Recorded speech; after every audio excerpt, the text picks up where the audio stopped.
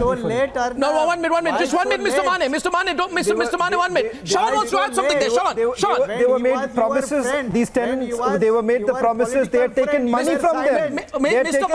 Mane, just hear this. They had taken money from them. Let's not forget. These people had to go run from pillar to post because they had already paid the money. They took the money and then they gave it to Praveen Raut. Okay. And then they're saying that this was a profit that was made.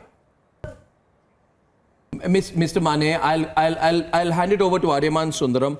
I'm actually quite surprised that either you cannot hear me or cannot understand, or you're pretending not to understand or pretend not to hear. Mr. Mane, while 672 people lost their homes and never got them back, there is proof with the ED that Sanjay Raut was receiving 2 lakh rupees a month. Why? Is this some form of hafta? Why was the money being received? Why was his wife getting unsecured loans? When the investigation of the ED started, Mr. Aryama and Sundaram, let me give one more bit of evidence which you'll actually find stunning. When the Mr. Mane, now that I'm countering you, why are you speaking over me? I suspect people want to hear me tonight, Mr. Mane. Listen to me, Mr. Mane, that when the ED investigation began, at that time, Sanjay Raut's family returned. Allow me to complete. Returned the money back to this scam kingpin, but without the interest.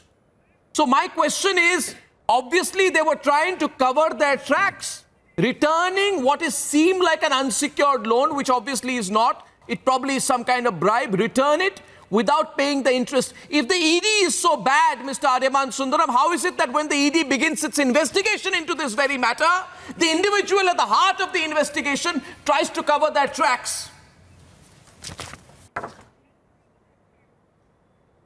Arnab, we are at the start of a proceeding, and this proceeding, which is taking place, is under the PMLA Act, which very briefly put is this, that if a person has proceeds of a crime, monies which come from a crime, assets which come out of crime profits, if a person has proceeds of crime, which proceeds he utilizes or covers up or otherwise in some way has custody or some kind of relationship with, he becomes liable to be prosecuted under the PMLA Act, which is a very stringent act and which has recently been upheld for all these provisions by the Supreme Court. Now, this act in effect says, look, if we feel and we have enough evidence prima facie to show that you have involved yourself with the proceeds of a crime, we can proceed against you and under Section 19 of the Act, arrest you.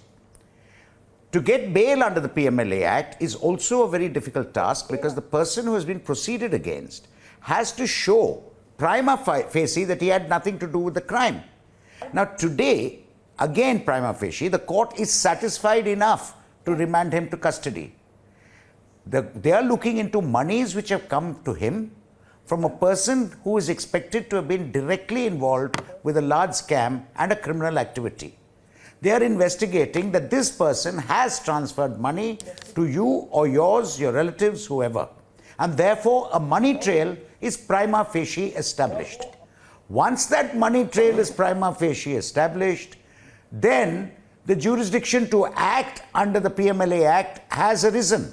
The ED has the power to act under the Act, and on the material, once they show prima facie there is a money trail from the person who has committed the crime or who's accused of having committed a crime, and monies arising out of it have reached prima facie another person, then you can proceed against them under the PMLA Act, which is exactly what has been done now. And what has been done at this juncture, at this stage, prima facie goes on the basis of a money trail.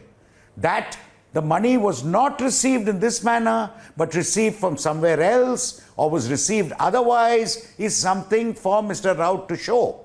But until he shows that, as long as they can establish that the monies went from the accused there to him, the PMLA Act gets attracted. And you can shout yourself hoarse by saying, what can be shown, the so-and-so, he was in this party and others have done it, what has been done about them, what has not been done about them, is all absolute nonsense, and it is only really trying to create a whole illusion, because what we're dealing with is whether a crime has been committed, A, and B, whether proceeds of that crime have found their way to Mr. Raut or Mr. Raut's family. And the ED has established prima facie that there's a money trail. As to whether it's strong enough to sustain is something which can only come out later.